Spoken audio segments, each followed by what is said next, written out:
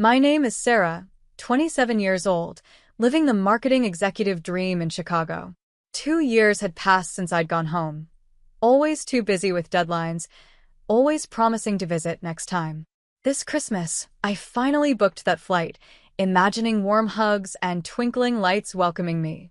Instead, I found our family home dark and silent. In the kitchen sat Grandpa Harold, alone with just a simple sandwich, looking smaller than I remembered. On the table lay a note in my mother's handwriting.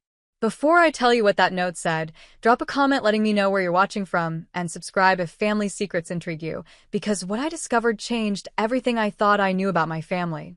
The Chicago skyline glittered outside my office window as I worked another late night. Spreadsheets and campaign plans filled my computer screen while most of my colleagues had already left to start their holiday celebrations. That was my life for the past 3 years since landing the junior executive position at Palmer Marketing Group, always the last to leave, first to arrive. My boss, Diana, rewarded dedication with opportunities, and I'd seized every one, climbing faster than anyone expected. Still here, Matthews? Diana poked her head into my office around 9 p.m., eyebrows raised. The Jefferson proposal isn't due until after New Year's. Just finishing some tweaks, I replied, barely looking up. Want to get ahead before the break. She lingered in the doorway. Any plans for Christmas? Heading home. The question made me pause. Home. The word felt increasingly abstract. Probably just catching up on sleep. Maybe meeting friends for dinner. The same answer I'd given last year and the year before that. After she left, I found myself staring at my phone. 3 missed calls from Mom from last week I hadn't returned yet. A text from Dad asking if I'd received the Christmas card they sent. I'd seen it in my stack of mail, but hadn't opened it. When had I last been home? My brother Tyler's graduation almost 2 years ago. I'd flown in the morning of and left that night, claiming an important meeting the next day. Mom's disappointed face flashed in my memory. Something shifted inside me as I looked around my sleek, impersonal office. Awards and accomplishments lined the walls, but no photos. Nothing personal. I picked up my phone and booked a flight home for the next morning. No warning, no announcement. I'd surprise them and finally be part of a proper family Christmas. The flight to Pennsylvania was bumpy with winter weather. I tried calling several times, but no one answered. Not unusual during the busy holiday season, I reasoned. They were probably shopping or visiting relatives. The anticipation built as the taxi turned onto Maple Street. I imagined the scene awaiting me, Mom's famous gingerbread cookies, Dad's excessive decorations, Grandpa Harold's terrible Christmas jokes, and Tyler's latest college stories. But as we approached the house, something felt wrong. Our home had always been the brightest on the block during Christmas, Dad's competitive streak ensuring we had more lights than anyone else. Tonight, the house stood dark among the cheerfully decorated neighbors. No lights, no inflatable Santa, no wreaths. Just darkness. You sure this is the right address, miss? The taxi driver asked. Yes, I said, my stomach tightening. This is it. I paid him and stood in the driveway, overnight bag in hand. The lawn needed mowing, mail overflowed from the box, and the garden beds Mom had always kept immaculate were overgrown. I checked my phone, still no responses to my messages asking if everyone was okay. Using my old key, I opened the front door. The house was silent except for a faint light coming from the kitchen. The living room, usually transformed into a winter wonderland by now, sat bare and half empty. Some furniture was missing, and boxes were stacked in corners. Hello? I called out, my voice echoing. Mom? Dad? Anyone home? I followed the light to the kitchen and stopped in the doorway. Grandpa Harold sat alone at our family table, eating a simple sandwich. No holiday feast, no decorations. Just my 80-year-old grandfather in the dim light of a single bulb, looking up at me with surprise that quickly turned to something like guilt. Sarah, he said, his voice cracking. What are you doing here, sweetheart? I rushed to hug him, noticing how thin he felt through his cardigan. His usual robust frame had diminished, and his hands trembled slightly as they patted my back. Surprising everyone for Christmas. Where is everyone? Why is the house so dark? The questions tumbled out as I pulled back to look at him. His eyes, blue and faded behind his glasses, darted away from mine. Your parents aren't here, honey. Shopping? Church event? I asked, still clinging to my expectations. He shook his head slowly, then gestured to a folded piece of paper on the table. They left this for me. I think you should read it. The note sat ominously on the scratched wooden surface of our family table, the one where we'd shared thousands of meals, holiday celebrations, homework sessions, and heart-to-hearts. Now it held just a half-eaten sandwich and a secret I was about to discover. Grandpa, what's going on? Where's Mom and Dad? Where's Tyler? Why does the house look like this? Panic edged into my voice as I reached for the note. Sit down first, Sarah, he said gently. It's been a while since we've seen you. Maybe we should talk before you read that. But I was already unfolding the paper, my heart pounding as I recognized my mother's neat handwriting. Whatever was written there, I knew instinctively it would change everything. My hands trembled as I unfolded my mother's note. Her familiar handwriting jumped out at me, but the words felt like they were written by a stranger. Harold, we made it to Florida. The drive was long, but the rental truck held up fine. The apartment is small but clean, and the complex has a nice community area. Jennifer next door already brought us a welcome basket. We've unpacked the essentials, but it will take time to feel like home. I've left casseroles labeled in the freezer. Please remember your medication at breakfast and dinner. The pharmacy can deliver refills if you call the number on the fridge. We all think you're being stubborn by not coming with us, but we respect your decision. Tyler started his new job yesterday. The pay isn't great, but it's something until a better opportunity comes along. Richard has an interview next week with a construction company. Will call on Christmas. Tell Sarah if she actually calls or visits, though I doubt she will. She's too busy for family these days. Maybe it's better she doesn't know how bad things got anyway. Love. Margaret. I looked up from the note. Confusion and hurt washing over me. Florida? They moved to Florida? When? Why didn't anyone tell me? Grandpa Harold sighed, pushing his sandwich plate away. About 2 months ago now. Your father lost the hardware store back in March. Lost it? What do you mean, lost it? The family business had been part of our town for 3 generations. Economy hit hard. Big box store opened on the highway. Bills piled up. He spoke in clipped sentences, as if each word cost him something. They tried everything to save it. Took out loans. Your dad even cashed in his retirement account.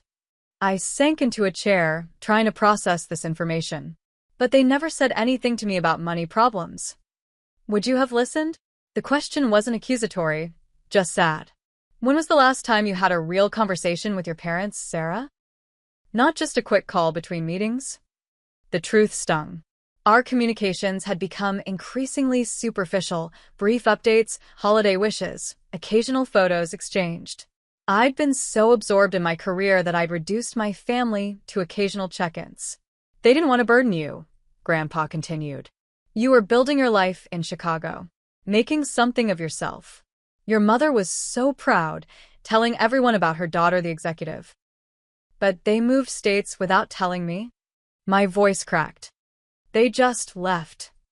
Your Uncle Thomas offered your dad work at his construction company in Tampa. They couldn't afford to keep the house after the foreclosure notice came. He gestured around the kitchen. Most of this will be gone after the bank auction next month. They only took what would fit in a rental truck. Foreclosure. The word felt alien associated with my childhood home. And you? Why didn't you go with them? A stubborn look crossed his weathered face. This is my home. Lived in this town 60 years. Not about to start over in some Florida retirement community just because things got tough.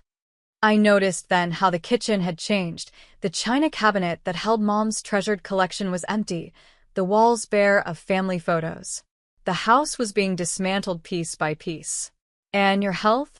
Mom mentioned medication in the note. He waved dismissively. Just old age catching up. Nothing to fuss over. But his evasiveness, The slight wheeze in his breathing, and the array of pill bottles by the sink told a different story. I pulled out my phone. I'm calling them right now. The call connected after several rings. Hello. My mother's voice sounded different, tired. Mom, it's me. I'm at the house with Grandpa. A long pause followed. Sarah? You're home? For Christmas? Yes, and I just found out you moved to Florida 2 months ago. How could you not tell me? Another pause. We left messages, Sarah. Called several times. You never picked up or called back. Had they? I scrolled through my call history. There were indeed several missed calls from my parents around October that I'd meant to return but never did. I've been busy, but that's no excuse for not telling me something this important. Busy. The word hung between us. You've been busy for years, Sarah. We stopped expecting you to have time for family problems. Dad's voice came on the line. Sarah? Is that really you at the house? Yes, Dad. I came to surprise everyone for Christmas, and instead found out our family has completely fallen apart while I wasn't paying attention. It's not fallen apart, he said defensively. We're adapting. The store closing was hard. 40 years of family history gone. But we're making a fresh start. And Tyler? Community college didn't work out. He's bartending now, saving up to try again. Another shock. My brother had been studying computer science, last I'd heard. Why didn't anyone tell me things were so bad? I demanded. Honey, Mom's voice returned, gentler now. You made it clear your career came first. Every time we tried to talk about anything serious, you'd cut the conversation short, always rushing to meetings or deadlines. Had I done that? Memories flashed of ending calls with sorry, gotta run, or texting can't talk now, swamped at work. I would have helped if I'd known, I said, though even to my ears it sounded hollow. Would I have really taken time away from my carefully constructed career to help my struggling family? We didn't want charity, Sarah. We wanted our daughter. The hurt in Mom's voice was unmistakable. Anyway, we should let you go. I'm sure you're busy, even on Christmas Eve. After disconnecting, I sat in stunned silence. Grandpa watched me, his eyes kind but knowing. That night, I wandered through the half-empty house like a ghost. My childhood bedroom remained mostly intact but felt foreign. Trophies and achievements lined the shelves, physical evidence of the drive that had taken me away from here and kept me away too long. I lay awake in my old bed, surrounded by the remnants of my family's life, feeling like a stranger. How had I missed the signs? How had I let myself become so disconnected that my entire family could relocate without my knowledge? The ceiling still had the glow-in-the-dark stars Dad had put up when I was 8. They dimmed with age, just like my connection to this place and these people. But they were still there, faintly glowing, like the family bonds I'd neglected but not completely lost. Morning arrived with pale winter sunlight filtering through my childhood bedroom curtains. For a moment, disoriented from sleep, I expected to hear Mom cooking breakfast, Dad's morning news program, and Tyler's music. Instead, silence hung throughout the house, broken only by Grandpa Harold's slow movements downstairs. I found him at the kitchen table, hands wrapped around a coffee mug, staring out the window at the frost-covered backyard.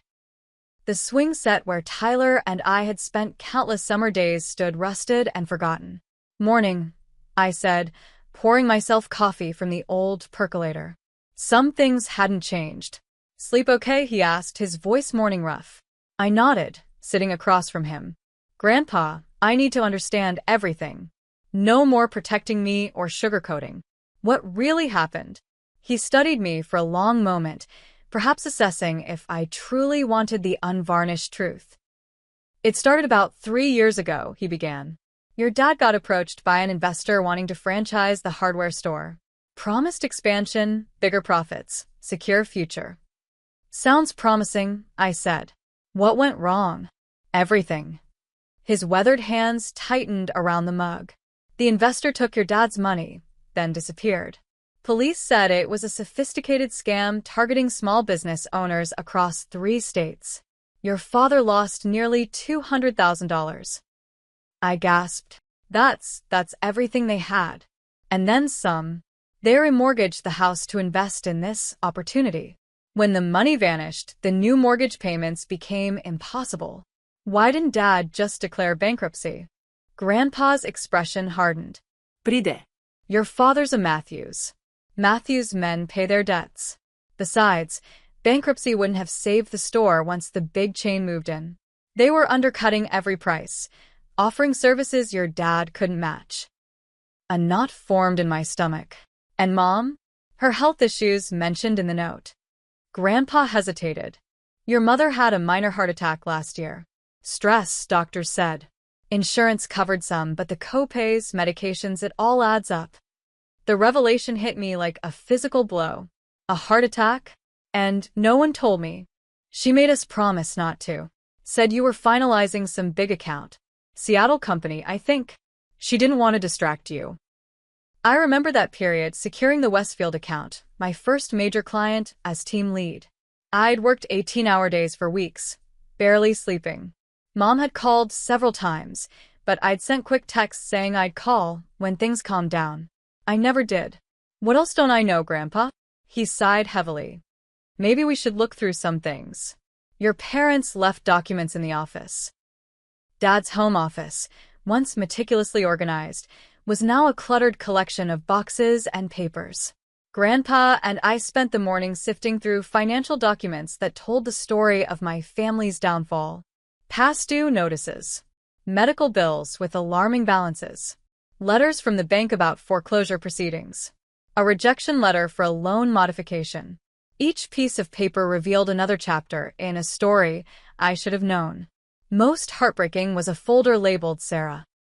Inside were printouts of emails I'd sent, photographs from my infrequent visits, newspaper clippings about my company's successes. Also inside, a half-completed letter from Mom, dated nearly a year ago. My dearest Sarah, I'm writing to ask for your help, though I don't know if I'll ever send this. Your father wouldn't want me to. Things have gotten difficult here. The store is failing, and we're struggling to keep up with bills. Your father is working himself to exhaustion trying to save everything. I had some health troubles recently that scared us all. Nothing for you to worry about, but it's made me realize how precious family is and how I miss you. I know your career is important, and we're so proud of what you've accomplished. I wonder sometimes if we pushed you too hard to succeed, taught you to value achievement over connection. That was never our intention. If you could come home, even for a weekend, it would mean the world. We need our daughter, not her money or her business expertise, just her presence. The letter ended there, never completed, never sent. She couldn't bring herself to ask for help, Grandpa said softly from behind me. Neither could your father. But I would have helped. I protested, tears streaming down my face. Would you? Or would you have sent money to solve the problem and gone back to your life? His question wasn't cruel, just honest. Before I could answer, the doorbell rang. Mrs. Baker from next door stood on the porch with a small Christmas cake. Her eyes widened seeing me. Sarah Matthews. I didn't know you were visiting. She embraced me warmly. Your grandfather didn't mention you were coming. He didn't know, I admitted, inviting her in. Over tea, Mrs. Baker filled in more gaps. How neighbors had organized meal trains when Mom was recovering. How Dad had aged years and months as the business failed. How the community had helped pack the moving truck for Florida. We all offered to help more, she said, stirring her tea. But your father, well, Matthew's pride runs deep. They never said anything to me, I repeated, still struggling to accept my ignorance. Mrs. Baker's kind eyes held something like pity. Honey, they tried. We all saw it. But you became the one who escaped, who was too important for small-town problems. That's how your mother put it once, not unkindly, mind you. She was proud, but there was sadness there too. After she left, I found myself in front of the living room wall where family photos had once hung. Light rectangles on the faded wallpaper marked their absence. I could picture each missing frame, family vacations, graduations, holidays.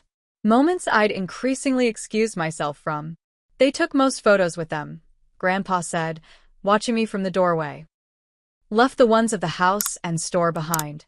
Too painful, I guess. Guilt crushed down on me as I recalled ignored calls, rushed visits, distracted conversations. Signs had been there, Dad mentioning tough times at the store, Mom saying they were making adjustments, Tyler being uncharacteristically vague about college. I'd been too absorbed in my own world to notice their world collapsing. "I've been selfish," I whispered. Grandpa's hand rested on my shoulder. "Not selfish. Just focused elsewhere. The question is, now that you know, what will you do?" I turned to him, resolve forming through my tears. "First, I'm calling Mom and Dad again. A real conversation this time. Then I'm booking a ticket to Florida." "Good girl," he nodded. "They'll be glad to see you." "And what about you?" I asked, noticing the slight tremor in his hand, the wheeze in his breathing. "Will you be okay here alone? Maybe you should come with me." "This is where I belong," he said firmly. "Besides, someone needs to sort through what's left before the bank takes over." His stubbornness worried me, but I understood it.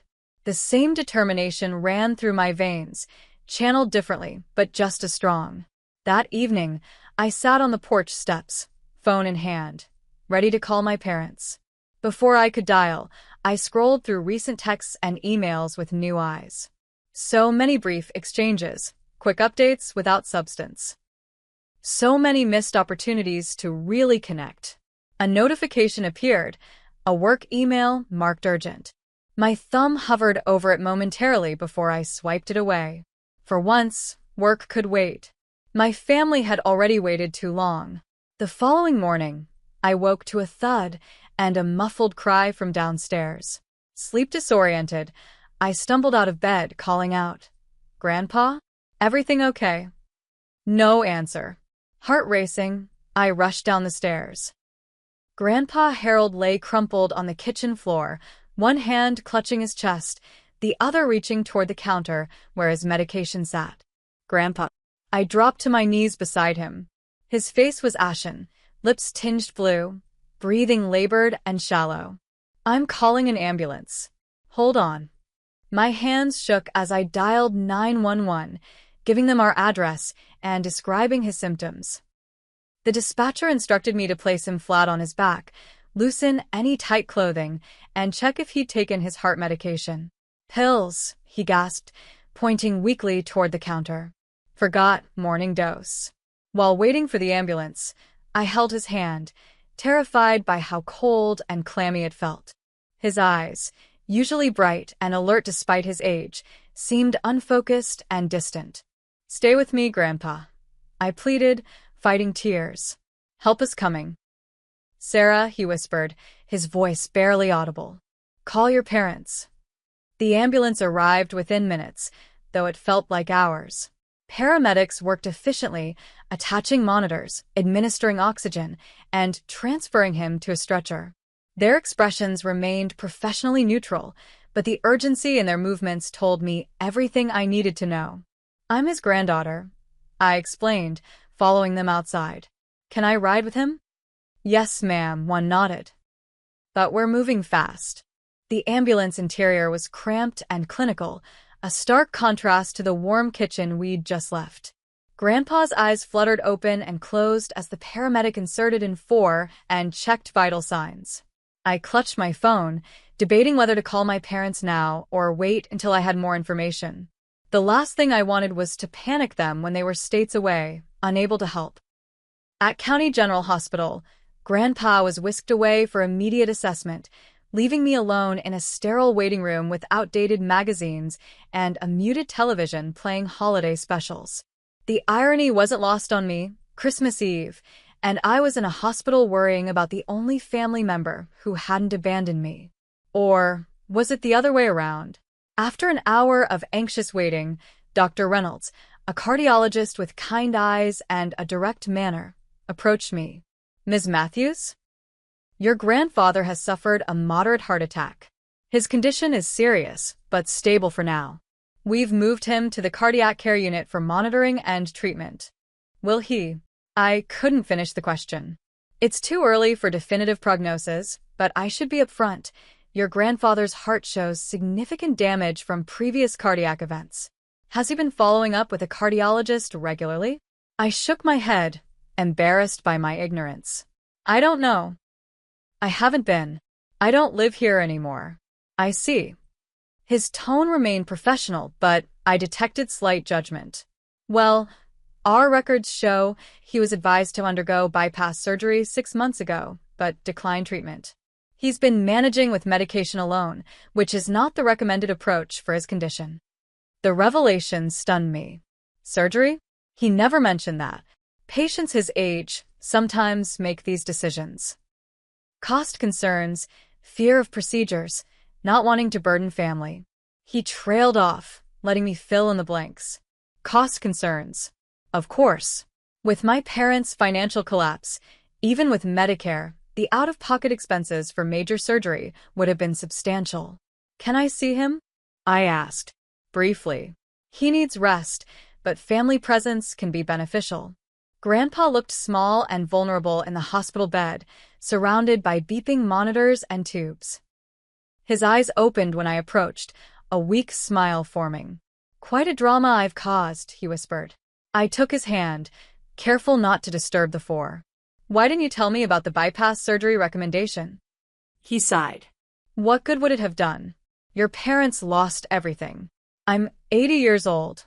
Seemed selfish to spend thousands extending my life a few years when that money could help them start over. That should have been your decision to make, not theirs. And I could have helped. You have your own life, Sarah. Your own bills, your own future to secure. You're my future too, I insisted, tears welling. All of you are. I've just been too blind to see it. A nurse entered to check his vitals, giving me a sympathetic smile. 5 more minutes, then he needs to rest. When she left, I squeezed his hand. I'm calling Mom and Dad now. They need to know. Fear flashed across his face. Don't worry them. They can't afford to come back.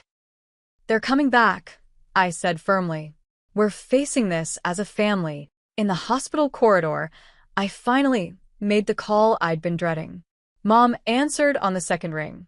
Sarah? How's everything with Dad? Is he eating properly? Taking a deep breath, I forced the words out.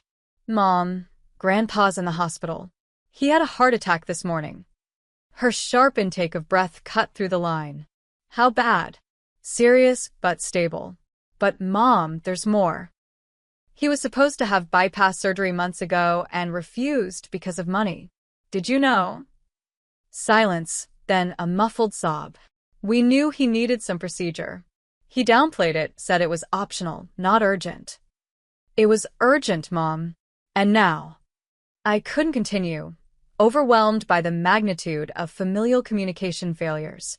We're coming, she said immediately. Your father and I will leave within the hour. It's a 14-hour drive, but we'll do it straight through. I can help with flights, I offered. We can't afford. I can, I interrupted. Please, Mom. Let me do this. After a pause, she agreed, and I quickly arranged tickets for them on the next available flight. Tyler couldn't leave his new job without risking it, but would try to join us after Christmas. While waiting for my parents' arrival, I maintained a vigil at Grandpa's bedside. Between his periods of sleep, he shared stories I'd never heard about my grandmother's battle with cancer decades ago, about the early days of the hardware store when my father was just a boy, about family heritage and values I'd taken for granted. Your grandmother was the strong one, he said, his voice growing stronger as he reminisced. When we lost the first store to fire in '78, she's the one who gathered the insurance money and found the new location.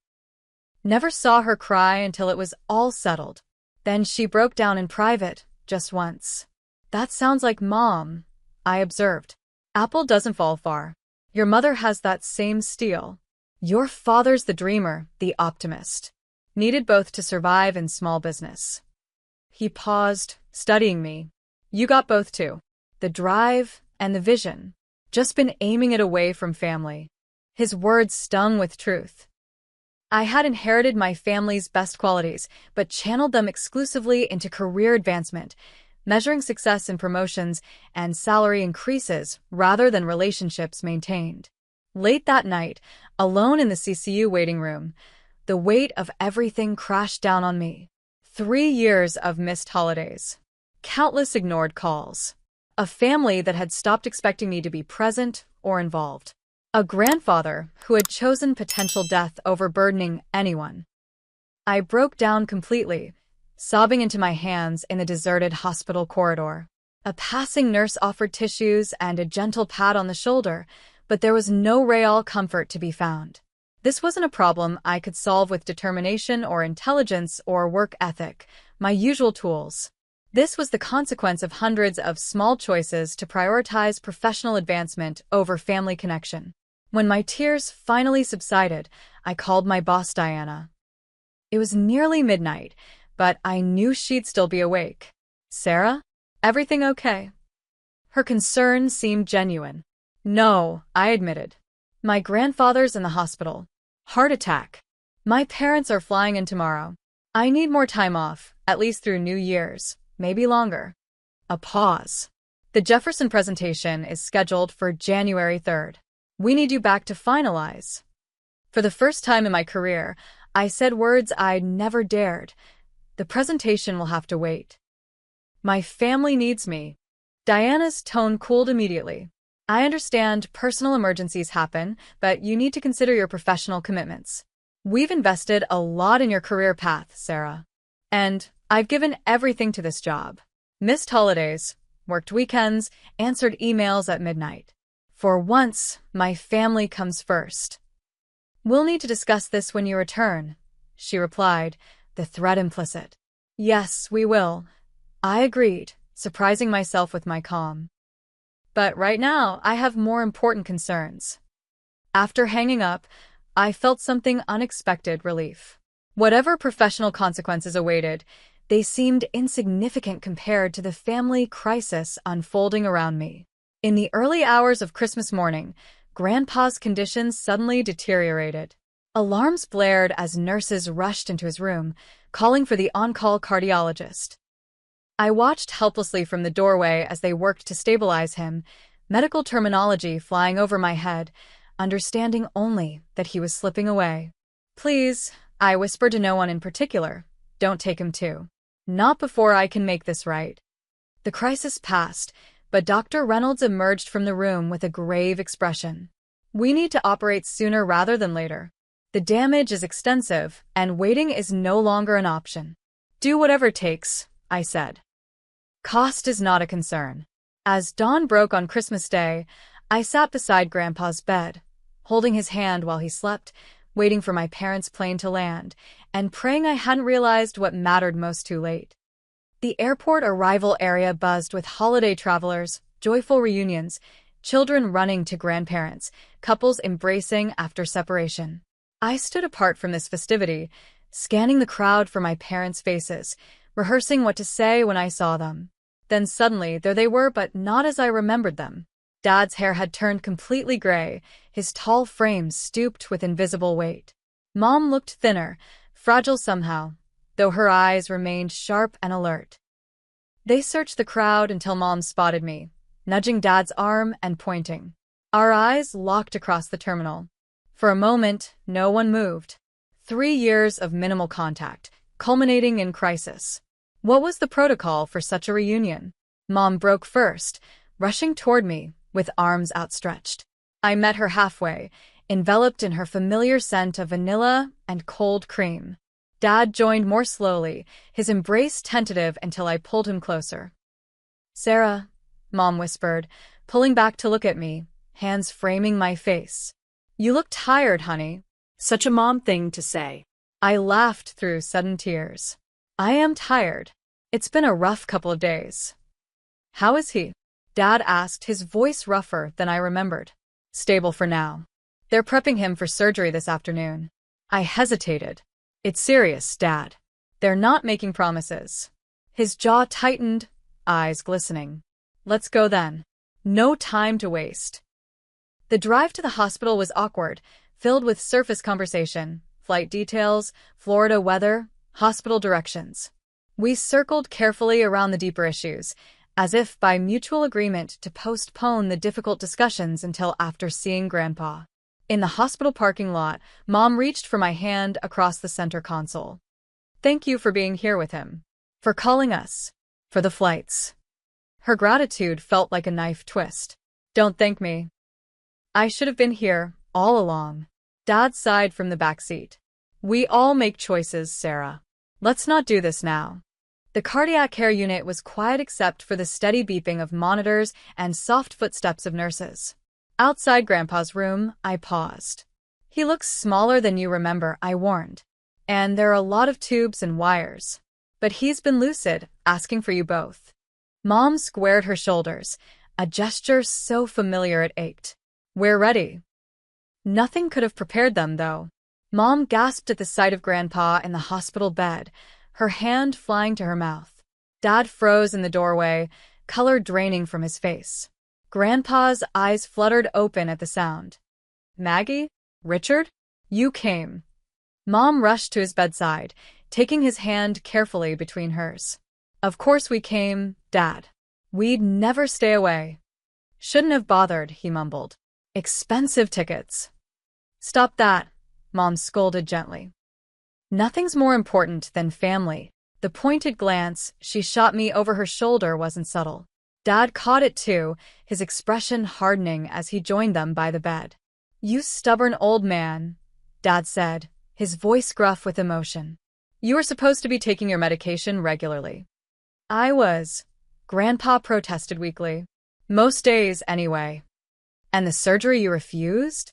Dad continued. Were you ever going to tell us how serious it really was? Tension crackled in the small room. I stepped forward. Dad, maybe now isn't. No, it's exactly the time, he interrupted. We've all been keeping too many secrets. Look where it's gotten us. Richard, Mom cautioned, your father needs rest, not confrontation. What he needs is honesty, Dad insisted. From all of us. Fine, I said, squaring my shoulders. Let's start with why you didn't tell me you were losing everything and moving to Florida. The question hung in the air like a physical presence. Mom looked away, Dad's jaw worked silently, and Grandpa closed his eyes as if wishing to disappear from the brewing storm. We tried, Mom finally said. We called multiple times in September and October. Left voicemails asking you to call back for something important. I remembered those calls, received while running between meetings, dismissed with a mental note to return them later. A note I'd never followed through on. You could have been more direct, I argued weakly. Said it was an emergency. And you could have called your family more than once a month for 10 minutes, Dad shot back. When exactly were we supposed to tell you our life was imploding? During your rushed Christmas call? In a text between your meetings? A nurse appeared in the doorway, drawn by the rising voices. Everything okay in here? Mr. Matthews needs to stay calm before surgery. We all mumbled apologies, momentarily chastened. When she left, Mom took a deep breath and continued in a lower voice. Sarah, we didn't tell you because we were ashamed. Your father and I, we failed. The business your grandfather built, that we were supposed to pass on to you and Tyler, we lost it all. It wasn't your fault, I said. Grandpa told me about the investment scam, the big box competition. I should have seen it coming, Dad insisted. Should have adapted, found a way to compete. Instead, I gambled everything on a too-good-to-be-true opportunity. And I didn't tell you about my heart attack, Mom added quietly. Because you were finalizing that big Seattle account. You'd worked so hard for that promotion. A promotion? I repeated hollowly. You had a heart attack and I was worried about a promotion. Grandpa's weak voice interrupted. Nobody's perfect. Everyone thought they were protecting someone else. Me included. Which brings us to you. Dad turned back to his father. Refusing life-saving surgery to save money? What were you thinking? That my life at 80 isn't worth bankrupting what's left of this family, Grandpa said simply. Medicare covers most but not all. The copays, the recovery care, it adds up. That wasn't your decision to make. Dad's voice broke. You're my father. I would have found a way. Like you found a way to save the store? The words escaped before I could stop them. Dad recoiled as if slapped. Mom gasped, Sarah, I'm sorry. I backpedaled immediately. I didn't mean, no, you meant it, Dad said, his voice cold. You've always been brutally efficient, Sarah. Direct to the point of cruelty, sometimes.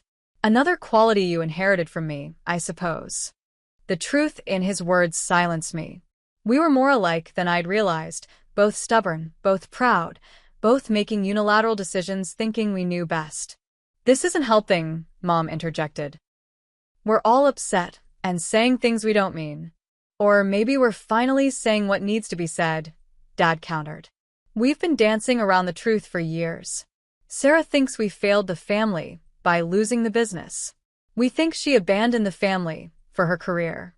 Dad thinks he's a burden. Tyler feels forgotten by everyone. We're all right and we're all wrong.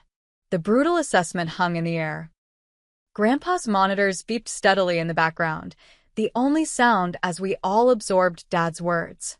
The Matthews family, Grandpa finally said, his voice stronger than before, stubborn as mules and too proud for our own good. My father was the same.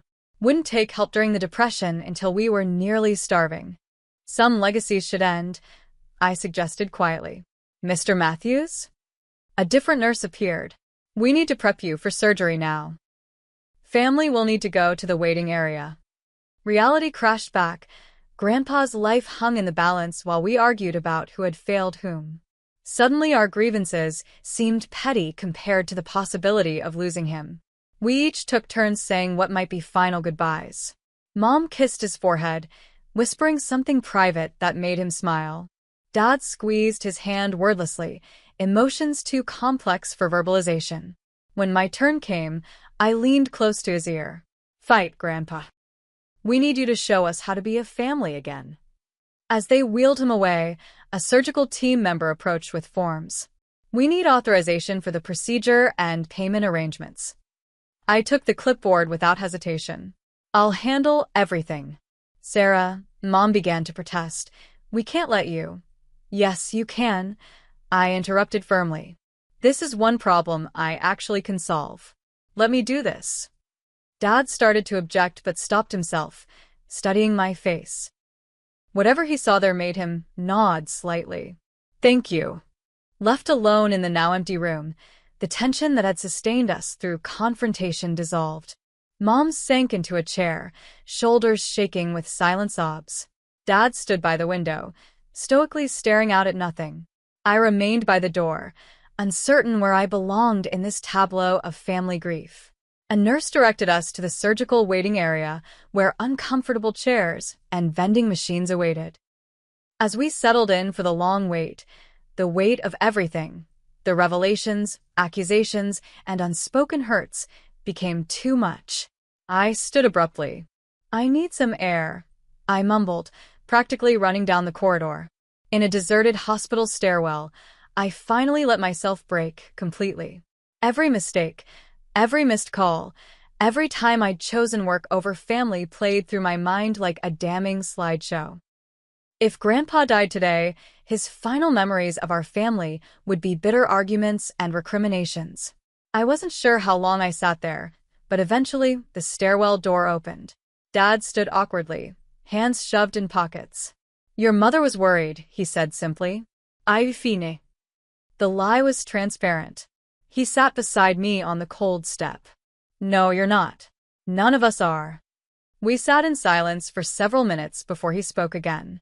I was proud like you once. Thought I could handle everything myself. Your grandfather tried to warn me about expanding too quickly, about taking on too much debt. I didn't listen. Dad, let me finish. Pride cost me my father's business. Cost us our home. Nearly cost us our marriage at one point. He sighed heavily. Don't let it cost you what matters most, Sarah. Success means nothing if you've got no one to share it with. I thought I was doing what you wanted, I admitted. Working hard, being independent, succeeding. You always push me to aim higher. We wanted you to have opportunities, he corrected gently, not to disappear from our lives.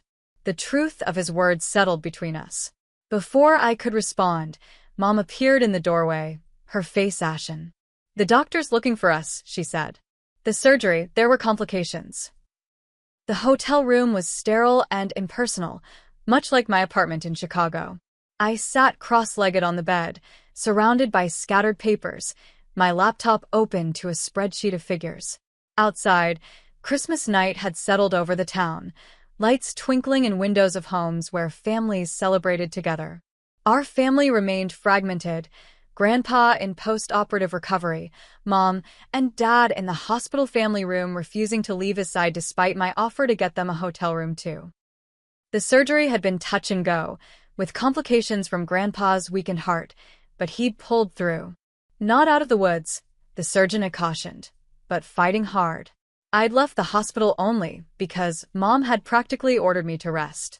"You've been awake for nearly 48 hours, she'd pointed out. "You can't help anyone if you collapse." Sleep eluded me, though. Instead, I found myself reviewing everything I'd learned in the past 2 days, piecing together the full story of my family's disintegration from fragments shared by different people. Opening my email, I scrolled through years of communications with my parents. The pattern was painfully obvious now, their messages growing longer and more detailed about family matters, my responses becoming increasingly brief and work-focused. The inflection point was clear about 3 years ago when I'd received my first major promotion. I opened a blank document and began typing, not a business report or marketing plan, but a letter to my family. Honest, raw, holding nothing back. Mom, Dad, and Grandpa, I've been trying to understand how we drifted so far apart, and I keep coming back to one conclusion: I let it happen. I chose advancement over connection, achievement over presence, professional success over family bonds. When I got that first big promotion, the validation was intoxicating. Every sacrifice seemed worth it. Missing Tyler's birthday? He'd understand. Cutting our weekly calls short? You'd always be there when I had more time. Skipping holidays? There'd always be next year. Except time doesn't stand still. While I was building my career, you were losing the store, facing health crises, making impossible choices. I wasn't just absent physically.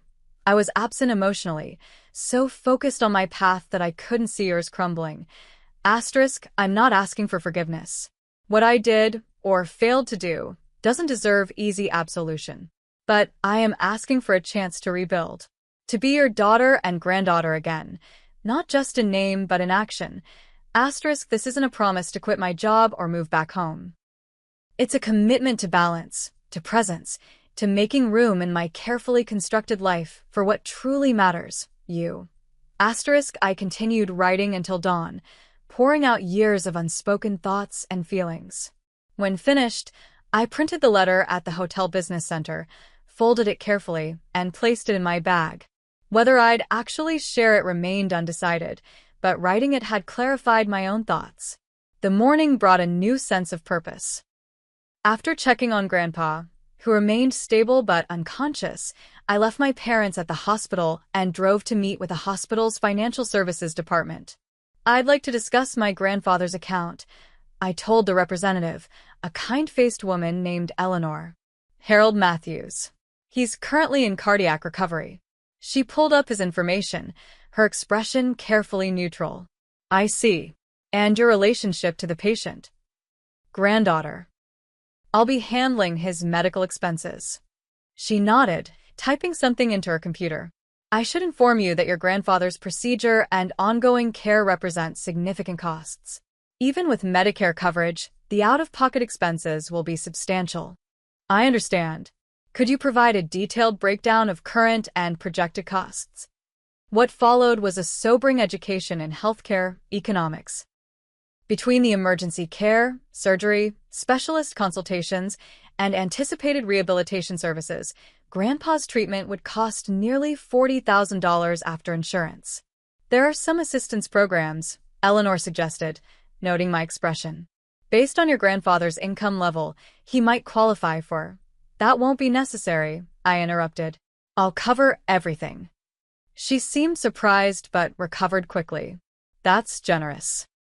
However, I'd still recommend exploring available programs. There's no reason not to utilize resources designed for these situations. Her pragmatism resonated with me. You're right. Let's look at all options.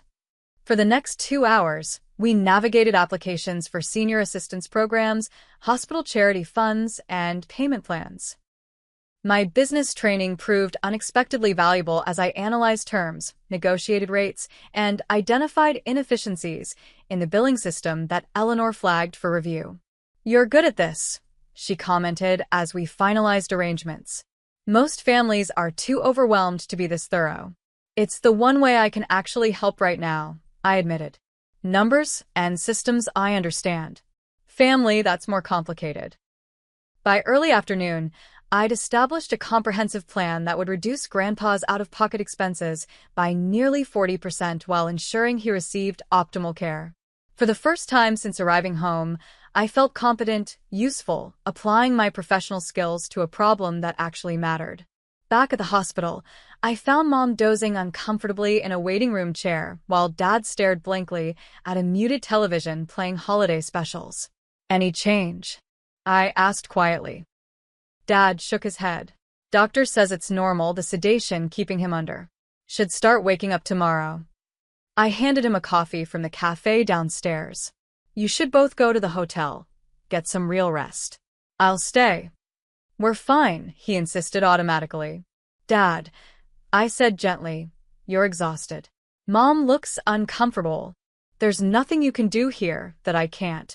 Please let me take this shift." After some persuasion, they reluctantly agreed, taking the hotel key I offered. As they gathered their things, I added, "I met with financial services this morning. Everything's arranged for Grandpa's care." Dad stiffened. "Sarah, we can't accept. It's not charity," I interrupted. "It's family. And before you argue, I've already signed the papers. It's done." After they left, I settled into the hard waiting room chair, laptop open to catch up on work emails. Diana had sent several increasingly pointed messages about the Jefferson presentation and my unexpected absence. I'd been dreading this confrontation, but somehow, sitting in a hospital waiting for news of my grandfather's recovery, corporate politics seemed remarkably unimportant. I dialed Diana's number. "Sarah," she answered coolly. "I was beginning to wonder if you'd forgotten about your responsibilities here." "I haven't," I replied calmly, "but I've needed to reprioritize temporarily. My grandfather had emergency heart surgery yesterday. He's still in critical condition." "I'm sorry to hear that," she said, sounding genuinely sympathetic before shifting back to business. "However, the Jefferson account represents nearly $2 million in potential revenue. We need you back by the 31st at the latest to finalize the presentation. 3 days from now, before Grandpa would even leave the hospital." "I can't do that, Diana. My family needs me right now." "Sarah," her voice hardened, "I've supported your career advancement consistently. I've overlooked your limited team-building skills because your results were exceptional. But this level of unprofessionalism is actually me being a human being." I finished for her. "For the first time in years, honestly. Are you willing to jeopardize everything you've worked for?" The threat was unmistakable. The Sarah of a week ago would have capitulated immediately, packed her bags, and caught the next flight to Chicago. That Sarah no longer existed. If that's what it takes, yes. "I can work remotely on the presentation, but I won't be back in the office until my grandfather is stable and my family situation is addressed." The silence stretched so long I thought she'd hung up. Finally, she said, "I'll have Andrea take over the Jefferson account. When you decide your priority is your career again, we'll discuss your future with the company." After disconnecting, I waited for panic or regret to set in. Instead, I felt an unexpected lightness. Whatever happened professionally, I'd finally made a choice I wouldn't regret on my deathbed. The afternoon passed slowly. I answered work emails, transferring ongoing projects to colleagues with detailed notes. If I was potentially sacrificing my job, I would at least do so professionally. Between emails, I researched cardiac rehabilitation services in both Pennsylvania and Florida, comparing options for Grandpa's recovery. The more I learned, the more I understood the complexity of the choices facing my family. By evening, I'd formed the outline of a plan. When Mom and Dad returned, looking marginally more rested, I shared my thoughts. "I've been thinking about Grandpa's recovery," I began. "He'll need significant support initially. The house here isn't ideal. Too many stairs. Too isolated if there's another emergency." Dad nodded wearily. "We know. But we can't afford to move back right now, and he refuses to come to Florida. What if we compromised? Made the house more accessible in the short term while exploring options for the future?" "The bank forecloses next month," Mom reminded me. "Any improvements would be wasted. Unless we stop the foreclosure." They exchanged glances. "Sarah, that's not possible." "The amount owed." "I've done the math," I interrupted, pulling out my laptop to show them the spreadsheet I'd created. "If we negotiate with the bank for a loan modification and I contribute to catch up the arrears, we could potentially keep the house, at least until Grandpa recovers fully and can make a decision about his future with complete information." They stared at my calculations in silence. "This is a lot of money, Sarah," Dad finally said. "Your savings?" "Are mine to use as I choose," I finished. "But there's something else we need to address." I took a deep breath and continued. "I'm not suggesting I swoop in with money and solve everything. That's not sustainable or healthy. We need honest communication about finances, health, future plans, everything we've been avoiding." Mom reached for my hand. "You're right. No more secrets, no more protective lies. And no more absence," I added, meeting her eyes. "I've already told my boss I'm extending my leave. I may not have a job to go back to, but I'll figure that out later." "You can't sacrifice your career," Dad protested. "After everything you've worked for?" "I'm not sacrificing it. I'm balancing it with what matters more." I smiled slightly. Something I should have learned from you both long ago. That night, we left the hospital together, stopping first at a local diner, the only place open on Christmas night. Over simple meals, we began the painful but necessary process of full disclosure. Mom shared details about her health that she'd minimized previously.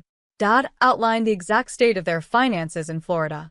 I explained my own financial situation and career uncertainties. For the first time in years, we spoke as adults. No protective filters, no glossing over difficulties, no performance of success. Just truth, uncomfortable but liberating. The next morning, a nurse called. Grandpa was awake and asking for us. We rushed to the hospital, finding him pale but alert, his eyes brightening when he saw all three of us enter together. "Well," he said weakly, "looks like I'm not rid of you all yet." I moved to his bedside, taking his frail hand in mine. "Not a chance. You're stuck with us, all of us from now on." His fingers tightened around mine. "Good. That's how it should be." In that moment, surrounded by my imperfect, struggling, resilient family, I realized we'd turned a corner. Recovery, both Grandpa's and our families, would be long and challenging, but for the first time, we'd face it together. 3 weeks later, the house on Maple Street looked remarkably different. Fresh paint brightened the exterior, new ramps replaced front steps, and inside, Grandpa's bedroom had been relocated to the former dining room to eliminate stair climbing during his recovery. I stood in the kitchen, preparing a simple dinner while Mom sorted through medication schedules and Dad finished installing grab bars in the bathroom. From the makeshift bedroom came the sound of Grandpa chuckling at some old Western on the television, a sound that had become wonderfully familiar again. His recovery had exceeded medical expectations. "Stubborn old goat," his cardiologist had commented with admiration. "Too ornery to give up." The same determination that had made him refuse to leave his home now fueled his rehabilitation, pushing through physical therapy exercises with grim resolve. The foreclosure had been halted through a combination of negotiation, financial assistance programs I discovered, and yes, some of my savings. The bank agreed to a modified payment plan that my parents could manage with their Florida income supplemented by what I could contribute monthly. My own situation had evolved unexpectedly. After a tense conversation with upper management at Palmer Marketing, we'd reached a compromise. I would work remotely for 3 months while Grandpa stabilized, then transition to a position in their Philadelphia office, a manageable commute from my hometown. The arrangement meant a lateral move rather than the promotion track I'd been on, but the trade-off felt right. Dinner in 10 minutes, I called out, hearing acknowledgments from various parts of the house. This new routine, shared meals, divided responsibilities, open communication, had developed organically over the weeks of crisis management. Mom entered the kitchen, tucking Grandpa's medication chart into a binder. Need help? Almost done, I smiled. Though you could set the table. As she arranged plates around the kitchen island that now served as our dining area, she said casually, Mrs. Baker mentioned the community center needs someone with marketing experience for their fundraising campaign. Volunteer position, but good connections. Subtle, Mom. I laughed. I'll think about it. Just saying, if you're going to be around more? She shrugged, but her eyes held hope. I will be, I assured her. 1 weekend a month at minimum, plus holidays. For real this time. The promise wasn't empty. My new work arrangement included explicit boundaries, no answering emails after 7 p.m., no working weekends unless absolutely necessary, and guaranteed time off for family events. Diana had been shocked by my insistence, but something in my expression must have conveyed my non-negotiable stance. Dad joined us, smelling of paint and wood. Bathrooms all set for Dad. Should make things easier for him. And for you both when you visit, I noted. My parents had extended their stay to help with Grandpa's initial recovery, but would need to return to Florida soon. Tyler had managed a 4-day visit after New Year's, reconnecting with everyone and sharing his own struggles and hopes more openly than before. About that, Dad said, exchanging glances with Mom. We've been talking. The Florida situation was always meant to be temporary, a way to get back on our feet. Thomas has offered me a permanent position at his company, but your heart's not in construction? I finished, recalling our conversations over the past weeks. He nodded. I've been in retail hardware my whole life. Starting over at 58 in a new industry, it's harder than I expected. We're considering moving back, Mom said cautiously. Not immediately, but perhaps by summer. There's a small commercial space for rent downtown. Nothing like the old store, but enough to start a specialized hardware business, focusing on restoration supplies for the historic homes in the area. The idea clearly energized Dad in a way I hadn't seen since arriving home. There's a niche market the big box stores don't serve well, with a targeted inventory and some online sales component. That sounds perfect, I said sincerely. Have you run the numbers? Working on it, he admitted. It would be tight financially. I might know someone who could help with a business plan, I offered. And maybe some digital marketing strategy. Mom's eyes misted. We'd appreciate that, but we don't want to impose on your time. It's not an imposition when it's family, I interrupted, echoing words I'd repeated often these past weeks. Dinner that night was simple but significant, our first meal together since Grandpa's return home. He insisted on sitting at the table with us despite his weakness, proudly using the walker he'd initially resisted. Best meal I've had in months, he declared, though the chicken casserole was nothing special. Because you're eating with family instead of alone, Mom said softly. He nodded, suddenly serious. That sandwich you found me eating when you arrived, Sarah, I've been thinking about it. Sad little meal for a sad old man. Didn't see the point in cooking just for myself anymore. Well, no more sandwiches alone, I promised. Even when Mom and Dad go back to Florida temporarily, I'll be here weekends. And Mrs. Baker has organized a meal rotation with the neighbors for weeknights. Don't need charity, he grumbled automatically. It's not charity, Dad corrected. It's community. Something we all forgot the value of, I think. After dinner, we gathered in the living room, now rearranged to accommodate Grandpa's mobility needs. The space remained sparsely furnished. Most items had indeed gone to Florida, but somehow felt more like home than ever. I have something for everyone, I said, retrieving 3 envelopes from my bag.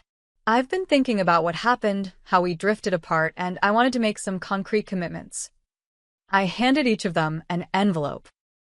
Inside, they found personalized letters outlining my promises for maintaining connection, specific visit schedules, weekly video calls, monthly family newsletters, and an emergency fund contribution plan. You don't need to formalize this, Mom protested gently. I do, I insisted. For myself as much as for you.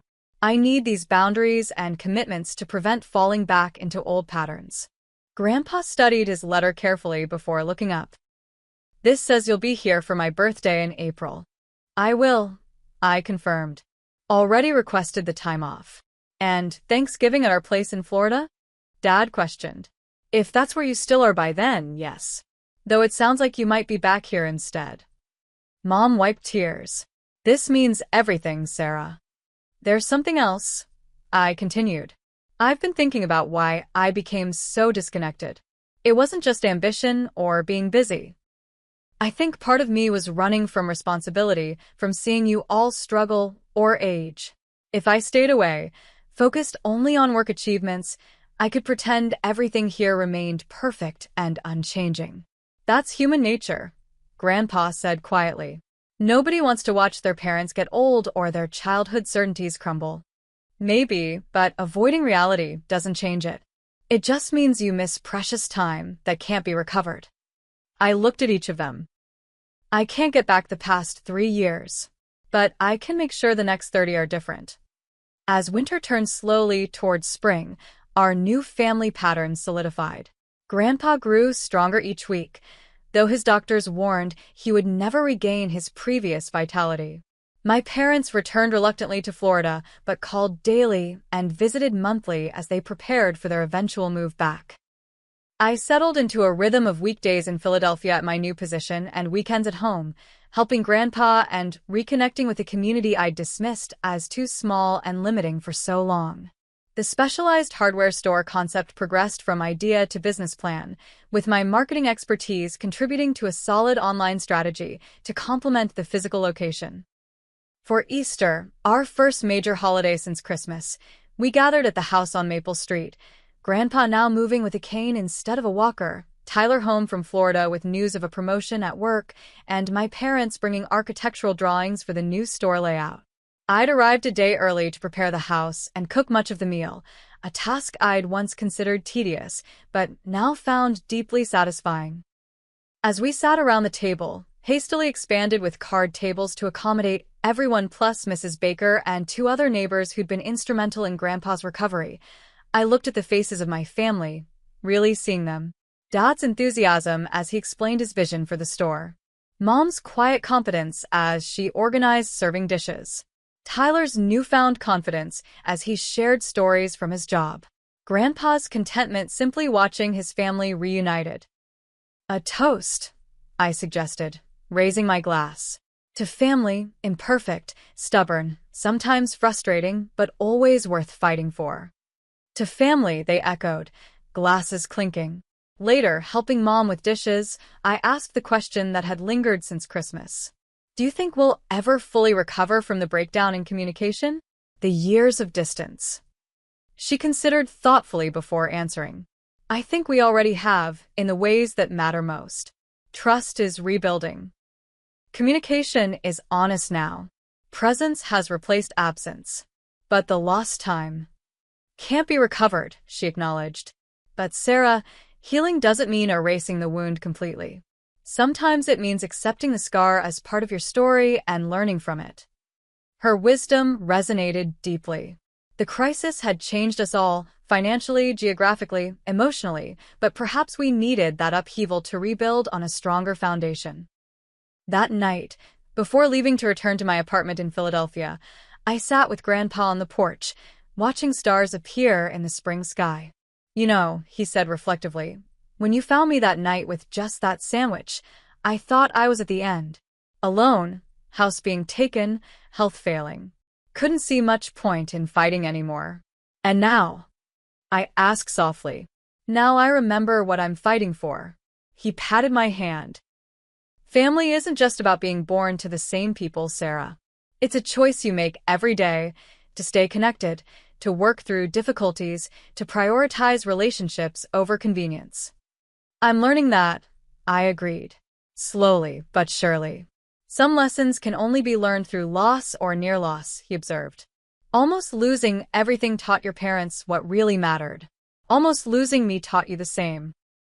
I leaned my head against his shoulder, a gesture of affection I hadn't offered since childhood. I just wish I'd understood sooner. You understood exactly when you needed to, he assured me. That's how life works. We're ready for the lesson when it arrives, not before. As I drove back to Philadelphia that night, I reflected on the journey from that dark Christmas Eve to this moment of reconnection. The corporate achievements that had once defined my worth now took their proper place in a much broader life picture. The family I'd nearly lost through neglect had become my anchor and priority. The sandwich, that simple, solitary meal that had greeted my homecoming, had become symbolic in my mind. A meal eaten alone versus the nourishment of family connection. A choice between isolation and belonging. Between success defined by career advancement and success measured by relationship depth. I still had my career, albeit with different boundaries and expectations. But now I also had regular Sunday dinners with Grandpa, monthly family meetings via video call, and a growing involvement in the community I'd once been so eager to escape. The balance wasn't perfect, life rarely is, but it was authentic and increasingly satisfying. As I approach the one-year anniversary of that life-changing Christmas homecoming, I want to ask you, what priorities might you be neglecting while chasing success? What conversations have you been avoiding with loved ones? Remember that a family's strength isn't in its perfection but in its resilience and commitment to each other through both celebration and crisis. If this story resonated with you, please hit the like button and subscribe to hear more stories about family reconciliation and life lessons. Share in the comments a moment when you realized what truly mattered in your own life. Thank you for joining me on this journey, and may your own family connections grow stronger through both the difficult and joyful moments ahead.